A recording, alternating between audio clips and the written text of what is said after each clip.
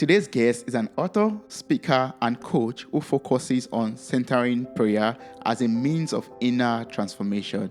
He's the author of a new book titled Sitting with God, A Journey to Your True Self Through Centering Prayer. Welcome to the show, Richard. How are you doing? Great. Thanks for having me on. I appreciate it. Thank you so much for joining me today on this episode of Mirror Talk Podcast. I really appreciate your presence here. But before we, jump into a conversation, a deep conversation, like for people out there who are just listening and just tuning in, please can you, enlighten me on what centering prayer means? What is it about? And can you define it to us? Sure. So centering prayer is meditation. It's two things really. First, it's meditation and a practice that's a relationship with God. Because during centering prayer, we open to the presence and actions of God within. So it's silent prayer. You're not speaking words. And actually, why don't I just give a quick history of how long it's been around, and then I'll share how you do it. That way it'll answer what it is and the history. So centering prayer was created in the early 1970s by three Trappist monks, so three Catholic priests. At that time, they saw other forms of meditation going on, and they wanted something for the Christian community. So they created centering prayer to do that, and then they rolled it out to the clergy and priests, but then really to the public in general. And then about 10 years later, an organization called the Contemplative Outreach, which has a website. So it's contemplativeoutreach.org. And that's really the main centering prayer organization. And there's a ton of resources on that site. And you could go there on that site and find groups that practice all over the world, not just in the United States. And of course, right now, you could almost practice with anybody because everybody's talking via Zoom or something like Zoom. So Centering prayer is about 50 years old. And how you do it is to start your practice, you sit comfortably with your eyes closed. And then to begin your silent sit, you introduce what we call a sacred word. And it's usually 1, 2, or maybe 3 syllables at most. So it could be God, ocean, love, Jesus, any type of word. You introduce that word interiorly to start your prayer and basically say that you're consenting to the presence and actions of God within. And then while you're sitting in silence, when you begin engaging your thoughts, and what I mean by that is if you think about what you're doing before your sit, or you begin planning what you're going to do after your sit, you begin realizing you're not really sitting with God, sitting with life at this point. You're sitting with your thoughts and your planning and your plotting. So then you reintroduce that sacred word interiorly just to come back to the present moment. And then you let go of your thoughts and let go of that sacred word.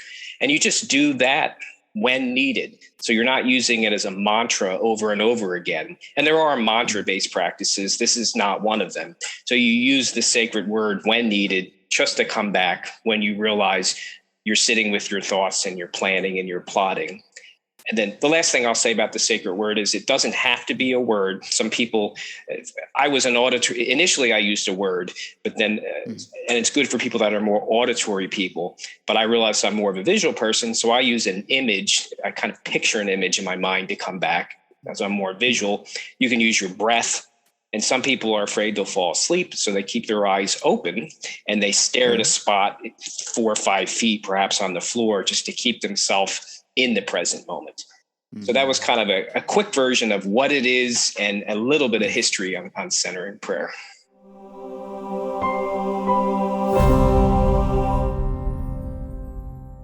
So centering prayer is basically like a means of meditating, but has to do with spirituality and connecting with God, or bonding with God in this kind of moment of being mindful or being or meditating at that moment.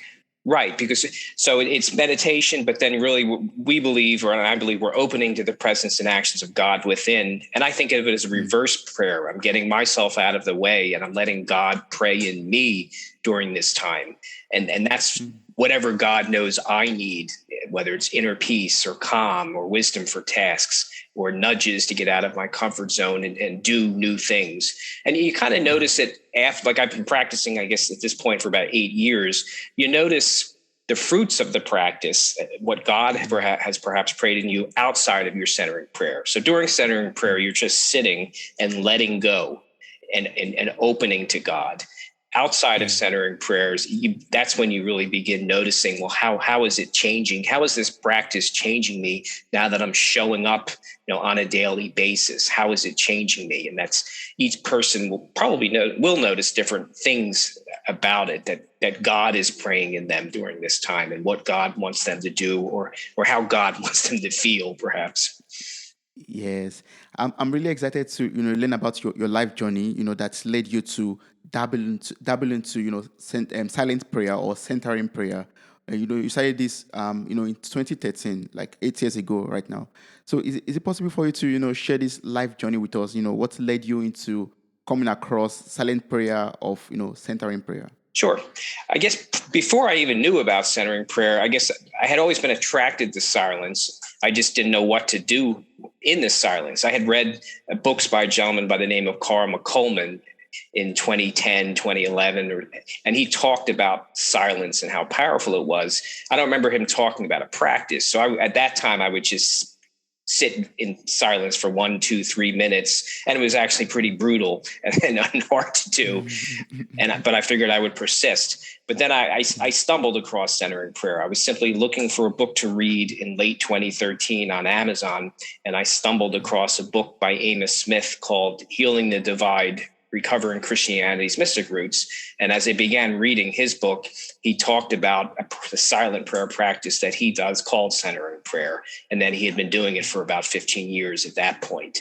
So it intrigued me because I thought, here's something I can do in the silence. So at that point, I began practicing dabbling in centering prayer, and then reading other books by other authors about centering prayer. And I emailed Amos on his website, and we began a back and forth dialogue. And then we're actually friends at this point. He's the one that actually encouraged me to write my books, as he had written a couple books on his own. So that's really how I found it. I guess silence appealed to me. And then I stumbled across a practice in a book that I was just looking for to read on Amazon. And then I began, I guess, seriously practicing centering prayer in June of 2014, where I decided I was going to jump in the centering prayer swimming pool and make it a daily practice. Yes. And before we come to the fruits and what you've benefited from, practicing it all of these years, I'd love us to, quickly talk about your book, Sitting with God, which has, amazing reviews on Amazon. And congratulations on all the success that your book has already, accomplished already so far. So can you please tell me about, your book and what was the inspiration behind it? Why did you write the book for people to read? Sure. So it was Amos's fault. I'll blame, but it was a good fault that I guess, we began our back and forth dialogue in late 2013 because I just had a lot of questions, and we really became friends at that point. But he challenged me to write a book. He thought, his book, he said, was a little bit more academic, and he thought I could come at it with a different approach. And with my own unique approach too. So he actually challenged me to write a book. And what he did in early 2014, he simply said, what does centering prayer mean to you? And there was another topic in the book that I talk about, is what he referred to in his book, the Jesus paradox, Jesus being God and human at once. And what does that mean? So he challenged me just to write down sentences on what does centering prayer mean to me? What does the Jesus paradox mean to me? So I went off and did that for a couple of weeks, came back to him with 15, 16 single sentence statements. And then he said, there you go. There's the chapters of your book. Go write. Well, at that time, I thought he was crazy. I'd never written anything more than 6 or 7 pages. So I decided, well, why don't I just pick one of the sentences and just begin to write a chapter? And that's what I did. And then I sent him the chapter after a couple of weeks. And that was kind of my test of what will he think of this? Do I even have the skill set to do this? Can I write? Is it even going to be of interest to anybody? And he came back with, he thought he thought it was interesting and had a nice take. And he kind of challenged me just to keep going. So at that point, I realized, well, maybe I really can do this, but I need to figure out how am I going to write a book? Because that's one chapter. I have many chapters to write. How am I going to do this? So spoke to my wife, and she was okay with it because at that time I had 2 kids. So I decided so I didn't take time away from the family. I was going to write it on Saturday mornings. So I actually just disciplined myself to get up at about 5:45 in the morning, put on a baseball cap, grab my laptop, and go to the local Starbucks because it opened at that time. And I had drink my coffee and I would write or type away on the laptop. And I did that over a couple year period every Saturday at Starbucks. And that's how the book got written. And it was a great spiritual practice because many times one or two of the chapters involved some research that I had to do, but a lot of the other chapters were more of me sharing my journey and how it's healed and transformed me and what it means to me. So it was a neat spiritual practice. I didn't know what would land on the pages of the book until I sat down and started. But so that's really how it started. Amos nudged me, challenged me to do it. And then once I realized I could do this, I needed to just put a plan in place, which was discipline myself to do it, but not take away time from my family. And talking about taking away time from your family and your work, Amos Smith wrote the foreword of your book, and I was talking about how he found it very nice that you were able to adapt centering prayer into your busy life, into your schedule. Like, so how are you able to do that? How are you able to manage your time properly? Are there like some skills that you have that you could share with us?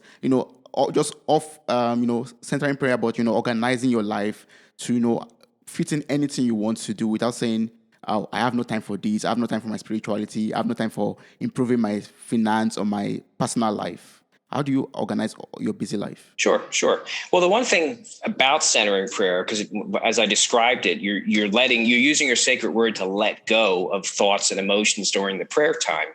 What ends up happening over time is you take that same gesture or posture with you into your everyday life. So a practice like centering prayer, and for that matter, probably meditation, helps you let go of thoughts and emotions that don't help you so that you can hone in and focus on the things that do. So the practice itself is just very helpful in everyday life. So if you're at work, you learn better to let go of what you don't need to do and hone in and focus on the things you need to. Or if you're trying to solve a problem at work, you're better. It's easier to let go of what's not going to help you. And then you begin seeing the solutions in front of you, whatever that solution might be, even if it's a phone call or an email to someone that has the answer. So I would say one thing is clearly just the letting go of centering prayer comes with you into everyday life and really helps and serves you. And then the second thing I like to tell people is, because I practice twice a day. I do it first thing in the morning when I get up to begin my day. And then I do a second sit before my lunch. So many people will say, I don't have time or they'll say, I don't have time. In particular, they'll say, I don't have time for a second sit. I'm too busy.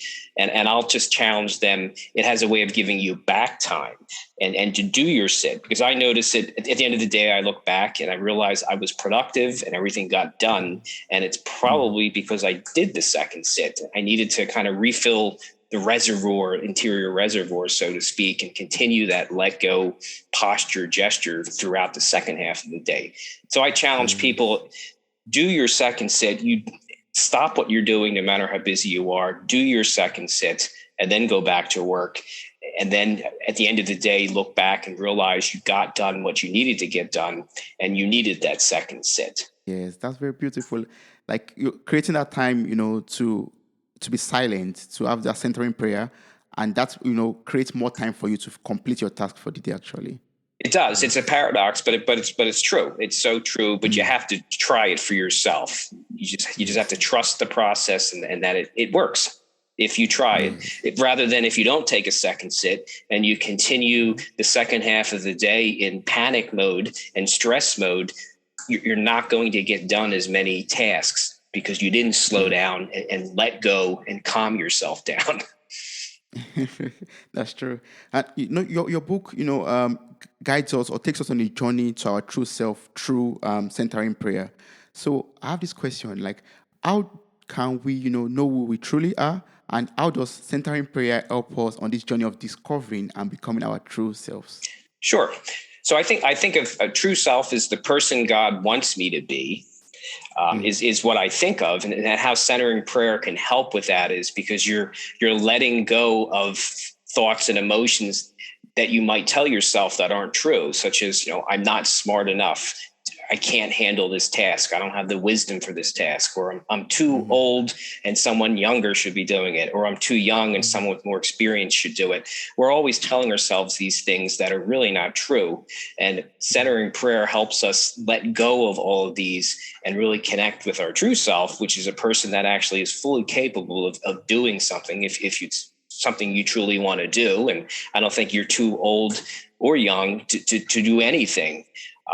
So that's really what centering prayer has done for me, at least. It helps me get all the thoughts I tell myself out of the way, and then let me become the person I want to be.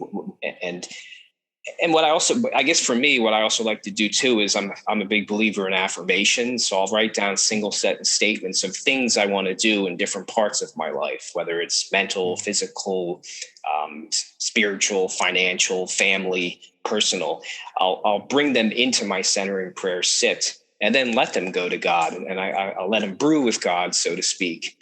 And then I'll get up from my sits and I'm constantly reevaluating them and looking at them. As long as I feel good about them, I feel excited about them, and they don't harm me or harm others.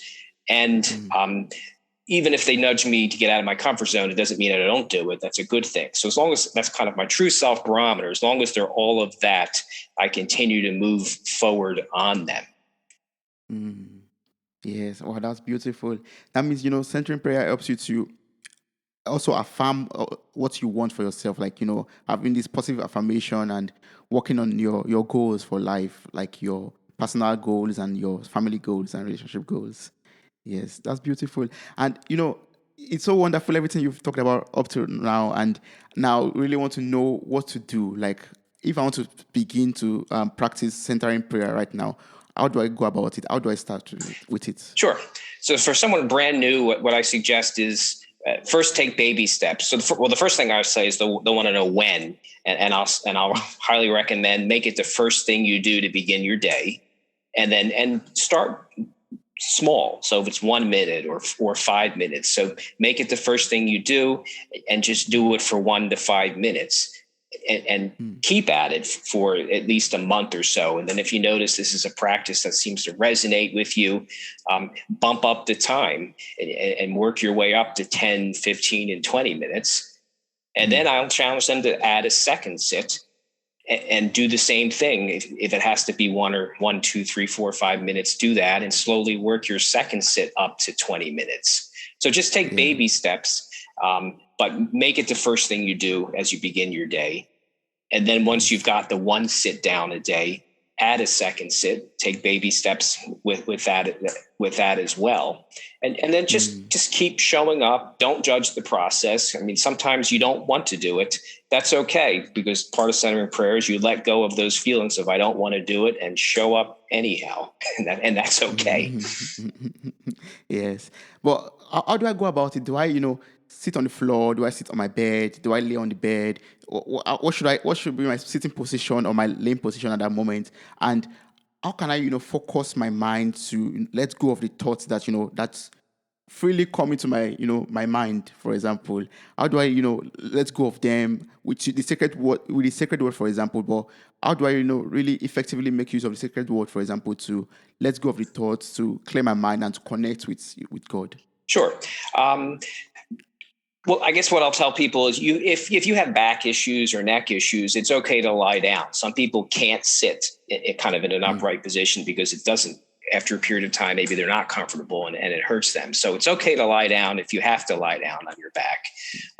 So you can lie down on your back if you have to, or you can sit upright kind of in a chair where you're relatively upright, and you can put your hands really on your hips and just kind of gently place them on your hips. And so you're just kind of sitting in an upright position to really begin your practice.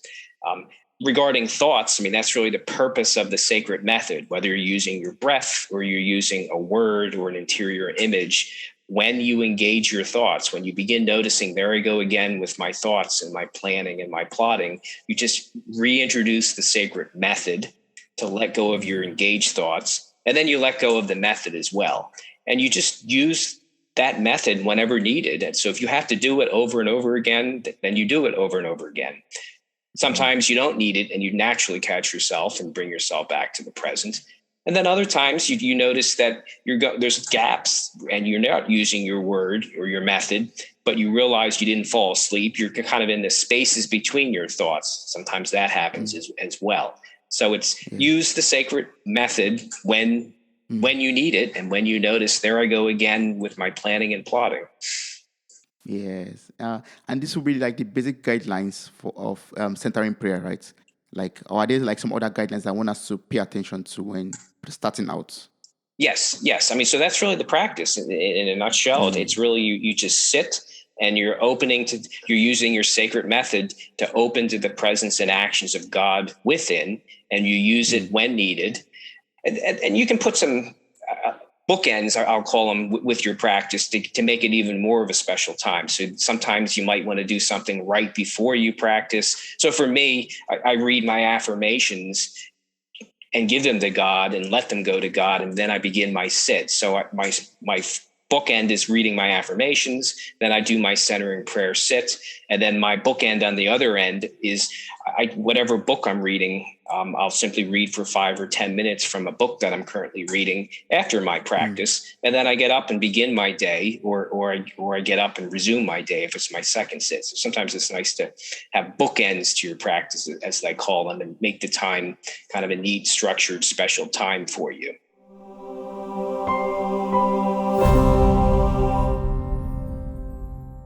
So now I'm successfully sitting down, in a sit with my back straight and my hands on my hips, and I've let go of the thoughts. I'm using a sacred method to sweep away my thoughts and every distraction. Now, what do I expect to happen when I practice centering prayer? Like, am I supposed to feel anything? Am I supposed to hear anything? And what happens? Sure. Well, what can happen a lot of things can happen during centering prayer. Obviously, our racing thoughts can continue to happen. Other things that can happen during centering prayers, right? You can start feeling a sense of calm, a sense of inner peace, or you can start feeling a lot of emotions, because when you're sitting comfortably, it becomes a safe place for all of your repressed emotions to come out, or tension in your body to release. So that kind of stuff can happen. But what we're supposed to do during centering prayer is we are really to let go of everything. So as things happen, you let go of it, because that's really what we're doing. The purpose is just to keep coming back to God and sitting with as much of God as possible, without all of our own baggage. So if you have a sense of peace and you're sitting there and you're saying, this is wonderful and I'm really enjoying it, you want to let go of it, because that part of the practice is really just letting go and just continuously coming back to God and the presence and actions of God within. So I know it sounds, some people say, well, no, I want to stay in this peaceful, and that's just not the practice. The practice is to let go of everything, because then at that point, you're not really sitting with God anymore. You're sitting with yourself and all of your feelings and your emotions. Yeah, yes. So, this centering prayer involves us being silent. That means no music, nothing, everything's just off. You are, centered. You are focusing on connecting with God at that moment. So, would you advise us to, practice centering prayer alone, or can it also be done in groups also? Both. And then the one thing I'll say about noise, some people, right, it's good. It's best to find a place that's distraction free and as quiet as possible. But depending upon where some people live, maybe it's hard to completely get away from noise. So some people will use like a white noise in the background. So they might have something in the background that sort of blocks out the louder noises in their environment. So I do encourage some people, like if they're in an environment where it's really difficult to get away from noises in the surroundings, they might want to have some type of white noise machine or something, like whether it's a fan or some other noise that's like a constant noise that can white out all the other noise. So I will comment on that. So some people will use music or white out sounds when they're in that type of environment. Now I'm forgetting what your question was. So would you advise us to, practice it alone all Okay. the time, or should we always do it in groups? Can it be done in groups also? Sure, both really, because obviously it's a solo practice, because if you're getting up in the morning and practicing, you're doing it on your own. Unless there's another family member with you, or friend that lives with you that also is interested, you can practice with people. So I mentioned the Contemplative Outreach organization and their website, that there's tons of groups that practice centering prayer via Zoom, in different, either once a week or once a month. So you can practice with people, because it's a nice way to have some community, because some of them are quick. They're 30 minutes. You go on and this practice begins, and then everybody leaves and resumes their day. But some of the groups have some like socialization right before the talk. They might have a reading, and they might talk about the reading, and then they'll do the centering prayer sit, and then they'll have some type of community after the centering prayer sit as well. So I would encourage you. It is good to do it in community too. So don't feel that you always have to just do it by yourself. You can find groups online that practice, and then as things open up more, many of these groups prior to COVID were practicing, at a location once a week or so, and it was open for people to come and do. So, and I've done both. So I've done many Zoom groups, and I've also done some groups in person. So it is powerful to sit in silence with others, whether it's 5 or 10 or 20 or even sometimes 100. It is neat just to sit in silence with people. In general. Yes, yes. Oh, that's true. That's good. That means one can always get like some sort of motivation from other people when one does it in groups also, like, kind of encouragement from them also, yeah, or strengthening from them, or yeah, bonding also with them too.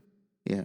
So, earlier you talked about, centering prayer as like a kind of meditation that we practice also. But for someone out there, for example, who's saying, okay, why don't I just stick with meditation? Can you like tell us like some differences why between meditation and centering prayer? Sure. So centering prayer is meditation, but for centering prayer practitioners, we think of it as it's also a relationship with God, because we're letting go of our thoughts and emotions, and we're opening up to God, and we're opening up to a relationship with God that's deeper than our thoughts, deeper than our emotions. And we're opening up to God. We're not God, but God is within us. I mean, we're all made in the divine image, and God is within us. So really, we're not just meditating. We're opening up to a relationship with God beyond words, beyond thoughts. A God who's within us and wants to, feed us what we need during this time. So it's a little bit different than just meditation. It's really deepening a relationship with God. And then you notice what God has, as I said earlier, I think of as reverse prayer. You notice what God has prayed in you outside of your centering prayer sits, because you begin to notice, how you have changed, and how you have healed, and how you have transformed yourself. I guess Thomas Keating was really one of the main centering prayer leaders, and he considered centering prayer divine therapy. It's kind of a safe place to sit with God, because during this time, repressed emotions come out. He considered it what he called an unloading process. When you're sitting there, suddenly emotions that you in some cases, didn't even know you're repressed start coming out, and tension in your body, and we all hold tension in our body in different places, starts being released. So when you practice over the long haul, it has to heal you and transform you. It has to heal a lot of tension in our body, and it has to, unload a lot of repressed emotions in us, and it just is free. It frees us. It's kind of true freedom, and we don't need to be living that way. Yes, that's true. So, apart from, having this deeper relationship with God, apart from, getting free from all these repressed emotions that we, carry about, these burdens or baggages that we carry about. Earlier you talked about, fruits of centering prayer. Can you tell us more about the fruits, more about the benefits or power of centering prayer? Sure. So, I mean, I'll speak for myself since I've been practicing since I said I jumped in the centering prayer swimming pool in June of 2014. When I kind of compare myself, I think about what was I like before that, and what am I like now, and how do I continue to change? So I'm definitely more excited to live life. I'm definitely a more confident person. I'm definitely willing to push myself out of my comfort zone and try and do new things. Yeah, I definitely am calmer, or I'm able to calm myself down quicker. And I think I'm less reactive. I'm more willing to listen to people rather than, if I hear something I don't like, I'm not ready to start fighting and combating that person. I'm more willing just to be there and listen, and be exposed to something that maybe is okay for me to hear. And I just need to be quiet and listen and not react. So I've noticed a lot of that in my life. It's definitely changed me. And probably the biggest is just confidence, and then the courage just to do things that I never dreamed of doing, such as talking to you today, and talking to many groups, church groups, book groups, prayer groups, writing the book, and doing the coaching that I do. It's really given me the courage to do those types of things, because I guess it was always in me, but I was scared to do it. Or some of it, I didn't know I wanted to do it until I got rid of all the thoughts that I tell myself that aren't helping me. And just trusting. Really, I'm just trusting God. I'm sitting with God, and then I'm walking with God. And prior to that, I was not doing as much. I wasn't sitting with God, and I wasn't trusting God, and I wasn't even trusting myself as much. Yes. That means centering prayer transforms you from the inside out. It does. I mean, it does. It really, your outer world is a reflection of your inner world, and the things you tell yourself. The two definitely go together, and you need both. You need a balance of silence and action. Now, it doesn't mean you need to spend 50% of your time in silence, but some silence certainly has benefited me in my outer world. Yes. So for someone out there who is very passionate about discovering themselves, or creating a stronger bond with God, how would you advise such a person to go about it? Apart from centering prayer, or with centering prayer included, how would you advise that person to also to go on this journey of discovering themselves and getting stronger spiritually? Yeah, I mean, there's a couple things. So I guess centering prayer is kind of my mainstay practice, but I do other things to help. I mentioned the affirmations. I'm a big believer in affirmations. So I definitely think writing down kind of single sentence statements of what you want to do, obviously a centering prayer practice. Journaling has really been very helpful for me, just to get things on my mind out on paper. And that could be anything. I might be journaling something that really bothered me because I just need to get it off my chest, or I could be journaling goals or journaling ideas and how I'm going to accomplish a goal. And it also includes gratitude. Like I like to end my day, because even when I fall asleep, I want to fall asleep in a great mood, because that's going to kind of stay with me as I'm sleeping and hopefully continue when I get up the next day. So I always go to bed with gratitude. I'll either write it down in my iPad, typing away on the iPad, things that I'm grateful for the day, or I'll just kind of speak it out loud and then fall asleep. So those are some practices I like to do to complement centering prayers is journaling, affirmations, and gratitude. Yeah. Okay.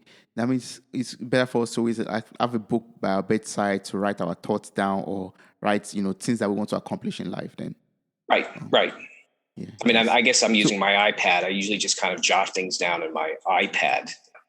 Yeah, to make everything digital. Right? There's kind of the notepad section of my iPad that I don't know if you're familiar with an iPad, but you can kind of that's where I stick stuff. I keep it simple, but everybody could do what's best for them. Some people maybe want to write, or some people want to type, whatever works for them in journaling. And some people just want to talk. So you just talk it out loud and that's okay too. Yeah, yes. Or just record your voice or something and listen to it back later as a voice message or voice notes or something. Yes. Right. Many people have done, and I've done that too. Actually, I did that for a period of time. I kind of talked my affirmations out loud, and then I would play them back like while I'm driving in my car so I could hear them. Mm. I haven't done it recently, but no, you can kind of experiment with what you do and kind of change it up from time to time. So for people out there who would love to work with you, you have this one-on-one coaching service that you offer on as found it on your website, silentteachers.com. And for people that would love to connect with you or would love to work with you, what's the best way of reaching out to you personally, to ask for more questions or to, just work with you? Sure. Really just coming to my website, silenceteaches.com. They'll find me there. I have a contact page. So if they have any questions, they can simply go to the contact section of the website and send me whatever the question is. I read it every day when I get it, and they'll get a pretty quick response. In some instances, the question was deep enough that we actually land on a Zoom call. So from time to time, I end up on a Zoom call with people because sometimes that's more helpful. And then the other thing I'll say is I have if they subscribe to my site, there's a free ebook on centering prayer. If they just want to learn more about it, it's a very short, like 10, 12 page PDF that talks about centering prayer. And then if they're more curious, the book is on my website. And then for those that want the help or think they need the help, I do offer coaching regarding centering prayer. And I tend to help three different people is what I've noticed over time is people that are brand new and just need help with beginning a practice and don't think it's something they can start on their own. And then the second group of people tends to be they're practicing, but they want to add a second sit. They want to go deeper in their practice. They want to discover more of their true self and really connect to it. And then the third type of person that I encounter is pastors and priests that realize they're taking care of everybody except themselves, and they need help with their own self-care. So they'll come to me with, help me take better care of myself, or I'm going to burn out and be of no use to the people I'm supposed to be helping. So those types of people, if you're any one of those categories, that I've noticed over time, three different types of clients I end up helping. Yeah. Wow, that's awesome. So I encourage everyone who is interested to get across to Rich. I'll place the link in the show notes of this episode. So anyone who is interested could just copy it or click on the link and get across. And also there's the link to your book also on your website. So anyone wants to buy the book could also click on the link and land on the Amazon page and order the book. It's available in ebook and also as paperback, any form that you love to read it. I'll encourage you. It's a must read for everyone. So as a closing remark and as a last question, I would love you to maybe reflect back like to your 10-year or 15-year younger self. What lesson have you learned so far in life, or what lessons have you learned so far in life that you would love to tell your younger self? I would say trust myself, but it's really more of a part. I guess the biggest lesson really for me is trust God. And then that I think of it as I sit with God and then I walk with God. And I really wasn't doing that 10 and 15 years ago. I wasn't really trusting myself. I wasn't trusting God. I wasn't partnering with God. So centering prayer really has taught me to trust God and partner with God and then just move forward. I don't need to know the next step. So if there's something I want to do, I don't need to be scared about doing it. I simply need to know what is the next step and take that step. And then as you keep moving forward, the path becomes clearer and clearer. Wow, but if you don't take any steps, nothing happens. And probably that's what I was doing more so was I had all these things I was thinking I would love to do, and I wasn't doing them, and I wasn't trusting myself, and I was scared to take the first step. Wow. That is, trust God, trust yourself, and take action. Right. That's what I learned from that. Right. Wow. Thank you so much, Rich. I really appreciate everything I've been able to learn from you today about centering prayer, and also with the closing remark. So that's like what I'm going to go back and reflect on right now. Thank you so much. I really appreciate it. Great. No, thanks for having me on. I enjoyed it very much. Wow, you made it to the very end of this episode. Thank you so much for listening. I'm grateful for your time, your love, and your contributions. Subscribe, like, review, and share this podcast. God bless you.